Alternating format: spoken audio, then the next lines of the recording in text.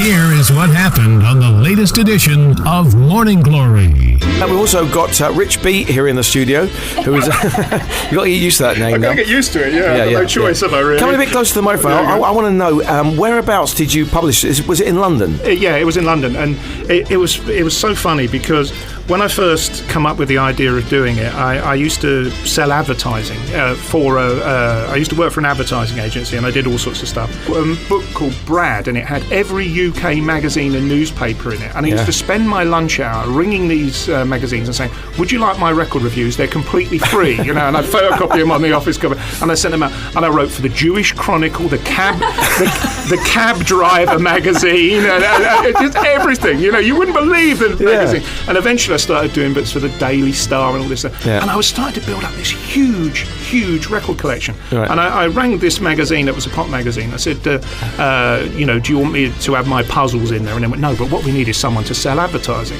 So I rang up and I started selling this advertising, and I sold £10,500 worth in a series of lunchtimes. The most they'd ever sold previously was £800. Wow! So they were delighted, and the idea was they were meant to pay me 20%. So I went to collect. And they said, we can't pay you £2,000 for a week's work.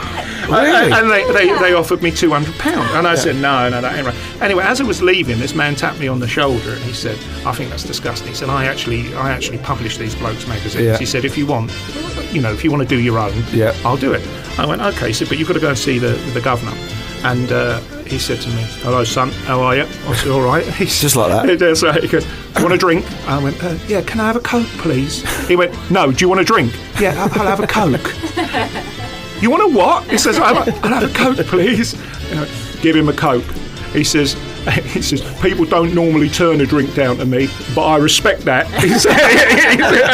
I went, okay. So the guy was with me, the art guy, he says, do you want a drink? He went, I'll have a beer, whatever you're having, he said. It didn't look like he was going to get the opportunity to turn it down. Live on 96 FM Morning Glory.